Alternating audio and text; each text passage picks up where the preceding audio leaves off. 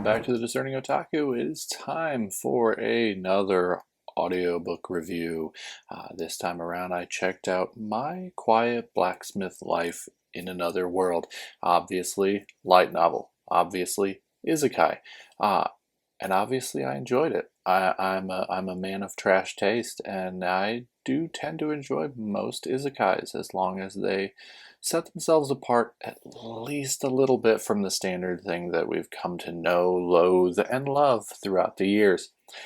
This one is about Azo, a salaryman who in his everyday life is unhappy, as per most isekais. One night he is strolling home and happens to see a cat about to be hit by a truck. In a moment of selflessness, he decides to save said cat and in turn dies. He finds out that the cat itself is more or less a god, and in turn, because he saved its life, he is going to be able to get a second chance, as is the familiar trope. And the only thing that he wants is a quiet life. And then the creature asks, is there anything specifically you'd like to be good at, anything along those lines? And he decides that he's always been intrigued by blacksmithing as something that in his free time he would watch videos of and was always very interested in it. And so he is reincarnated in the middle of a forest with the skills of a blacksmith. He's basically given a little hut, home, and however it's described, and he starts to just figure out what's going on.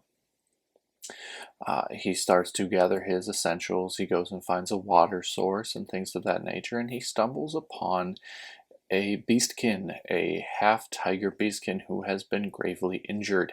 He then goes about saving her, and as is standard, fairly tropish in the isekai realm, becomes his more or less his first companion in this world. Without spoiling anything, basically he just starts blacksmithing. He basically goes around and tries to figure out all of his skills. It's one of those things that instead of being reluctant, which I am not a fan of, he just takes it all in stride. And he just decides he's going to live this life to the best of his ability. So he, along with his companion, go back and forth to the city and set up a shop where he starts selling all of his goods that he's made in an open market, basically just an open air flea market type thing, because he doesn't have a shop. And he soon discovers that his blacksmithing skills are quite a bit better than most. So it goes through the day-to-day that that basically the characters live through. As usual, I'm not going to really critique much on the vocal acting of the light novel, as it's pretty standard. There's nothing crazy here. Obviously, I always find a little bit weird where it's narrated by a single character. In this instance, it is a male character who narrates, who does the female voices as well, so you do get to hear somebody kind of feminining their voice a little bit when they do the female character's dialogues, which is fine. There's nothing huge about that. But other than that, I do enjoy this. I did enjoy this light novel quite a bit, actually. The audiobook quite as well. It really did have me intrigued. The world building is done very, very well. I did enjoy it immensely due to that. He does eventually get better. He makes deals with merchants to sell his product. He takes on a dwarf girl apprentice who's a very interesting character who kind of talks very monotone. And as is expected in these, his first companion obviously falls in love with him. It's made mention towards the end of the book and a couple times throughout that she's falling in love with him and obviously denies it, as another trope. But it does set up for a very good story going forward. It doesn't delve too much into it. However, he does want to be more living the quiet life, as it were, so he does tend to turn down anything that would pull him away from that. Outside of protecting his companions, he doesn't really want to do anything outside of blacksmith. He does obviously find ways to get the materials that he needs while working with a merchant. He does sell his items to said merchant. He does practice his skills, so he makes different ranges of weapons. When he barely tries, he makes weapons that are better than the blacksmiths in town. When he really tries, he more or less makes legendary items.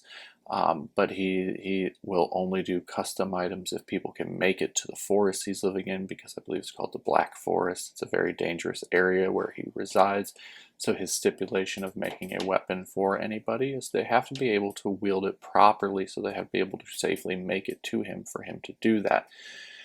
It's a very interesting setup. It is obviously still an overpowered power fantasy trope that we see in a lot of isekai, but this time he does tend to seem to want to be a little bit more humble. He doesn't want to be one of the braggadocio people that are going around and trouncing everything. He just wants to lead a quiet life with the people that he's met, which is obviously coming from the salaryman life that he led before, which is constantly very high-paced, very competitive. He doesn't want to do that anymore, so he is very much wanting to lead the opposite of that. Highly respectable. But yeah, the book is done very well. Towards the end of the novel, it does give not previews for the secondary book, but it jumps a bit into the future, and it tells of other people's miniature stories who have encountered the blacksmith, as they refer to him. They don't refer to him by name. They make mention of he has multiple wives. They make mention of the weapons that he makes and how humble he is and how grumpy he is. And I just think it's done very, very well. I haven't checked out the manga. I know there is a manga for this one. But the light novel, it's done well enough. It's one of those things where you can just start listening to, and it's done well enough that you will get absorbed into the world building that is done in it, and it's not done to the point of, it's not super cringe. There are a lot of isekai and a lot of audiobooks that are very, very cringe, and that was something that I was trying to avoid. I just wanted something that was laid back, that had decent world building, that was just like the equivalent of watching Great British Bake Off. Like, you're just, okay, cool. I'm gonna enjoy this. This is gonna be something relatively relaxing. Similar to like when I watch Isekai Restaurant in Another World, or any of those very monotonous, more or less boring cooking anime, but there's just something that has charm to it. It's something that's very laid back. It's a slice of life that is just calm, which in this life where everything is very go, go, go, and you always have to be doing something and you never have enough time in the day, sometimes it's nice to just kind of sit back and, as he's doing, lead a quiet life. So if you're looking for something like that, I definitely recommend checking it out. I'm fairly sure it's available on Audible, as are most of the light novels that I review. But yeah, once again, that's My Quiet Blacksmith Life in Another World. Go ahead and check it out. Let me know what you think down in the comments. And as per always, if you are so inclined, like and subscribe. It helps me out a lot. And as per what I always say, watch more anime, read more manga. Have a good one, guys.